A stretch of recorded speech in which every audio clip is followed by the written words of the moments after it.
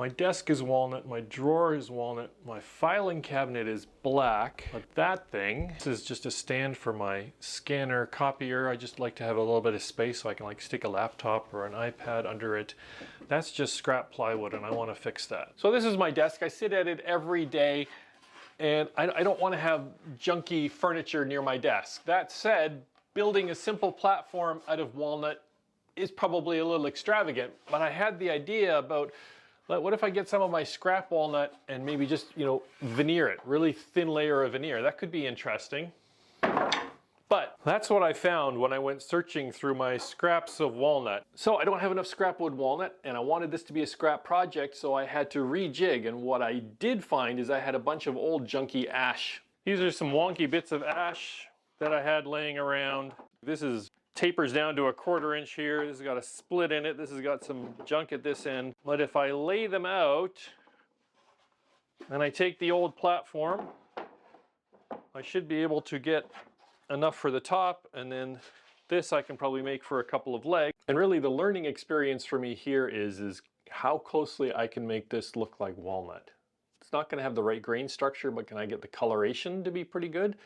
I'm not really one for doing a lot with color, but that's what we're doing. Worst comes to worst, I'll paint it black and it matches the filing cabinet. Don't really want to do that. So this is what I need, 16 inches wide, so I can get rid of that. And then here there's a split, so get rid of that. And then here it goes really thin, so we're going to get rid of this.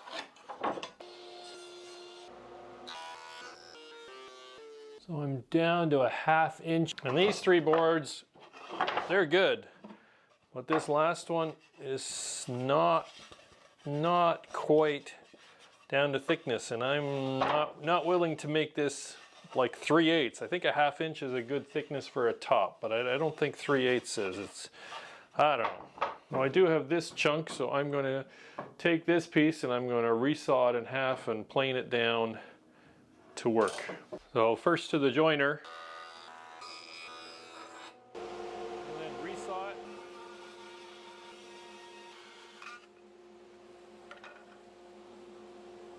Back to the planer.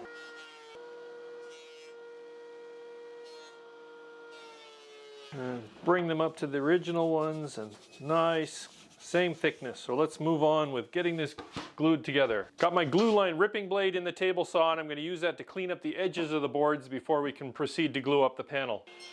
I'll first cut off the rough side, and then I'll knock the fence over maybe 1 millimeter or 2, and then flip it and do the other side, so I've got 2 fresh cuts for gluing up the board.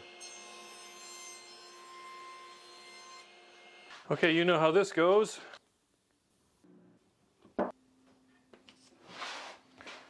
Oh, I got way too much glue.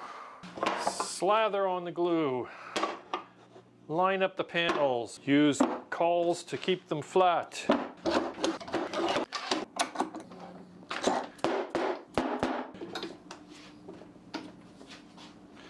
So with the panel out of the clamps, it's looking good. So I'm going to spend some time first with 80 grit and then 150, and then we can move on. Next, I'm going to use my panel jig here on the table saw and use that to square up the one side so that we can then take the whole panel down to the size that we need.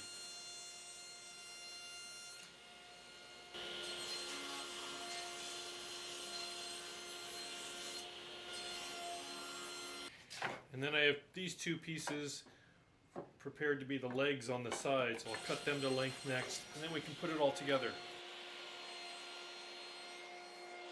Okay, and I pushed stop on the camera instead of record. As I was saying, this is a cross grain joint. It's probably not a big deal, but I only put glue on the first half and then I tacked it together with brads so this section can move.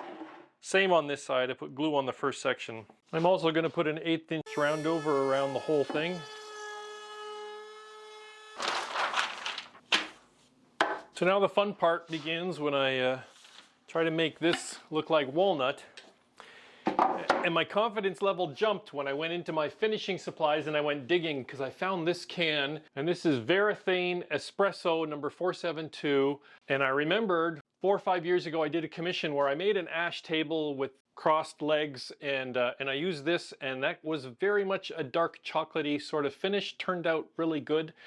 So I'm going to use this, at least one coat, maybe two, and hopefully we get a nice chocolatey look to this simple little printer stand thing that I've been building. So as I said, this is a gel stain, which means it's the consistency of like pudding. So it's kind of tricky, I find, to get it properly mixed, but it's this is good for like when you're doing anything that has like a vertical surface, because it will not run like a more liquidy thing. Okay, there is the mixed up can, and it's very dark in there, so I hope you can see it. It goes on just like an ordinary gel. Wipe it in, wait 2 to 5 minutes, and then buff off the excess. That is certainly dark. It's on the black side right now. Okay, that's been about 5 for this side at least. We'll just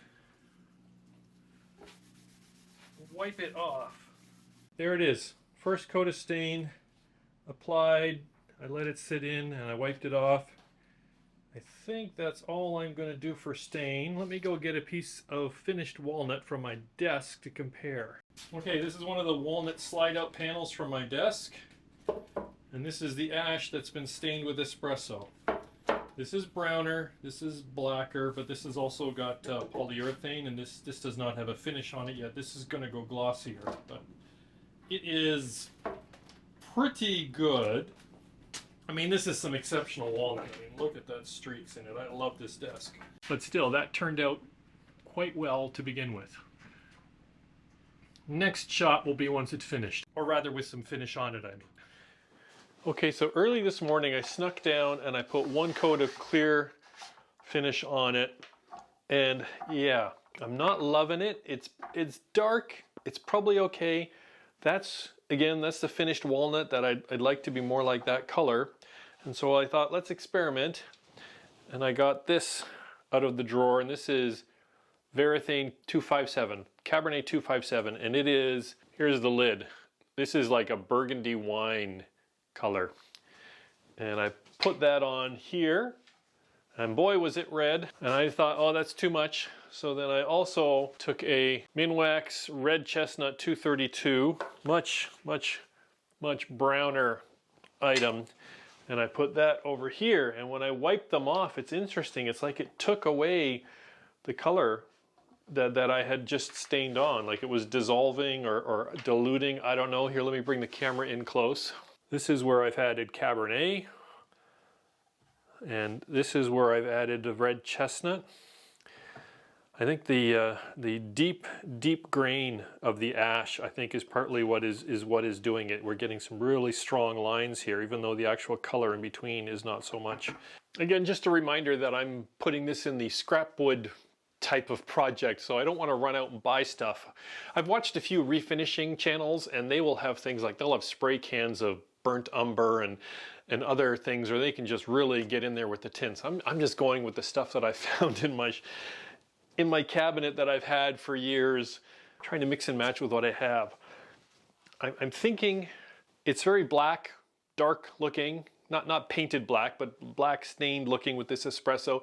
On top of the black filing cabinet, it's probably okay, but I'm still in my experimenting mood, so I think I'm just going to go ahead and flip it over and hit the bottom I don't care about, that's in shadow, but the top I'm going to hit it with this red chestnut and see what it does, and maybe do 2 coats of red chestnut. And so I'll bring you back in again when that's finished. It's now day 3 of this project. I ended up doing 2 coats of the red chestnut finish on here. I was not quite satisfied with the first, and there it is, and there's the walnut.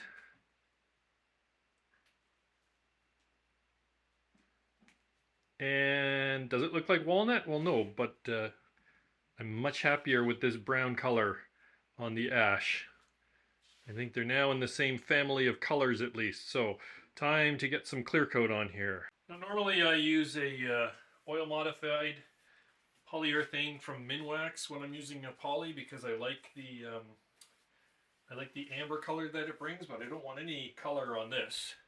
So I don't actually have a can to show you because I moved it into a jar because the can was rusting, but I'm using a Varathane crystal clear. I think it's diamond is what it is. I'll look it up and I'll put the details in the description. But well, according to my lovely handwriting, this is Varathane floor finish in a satin.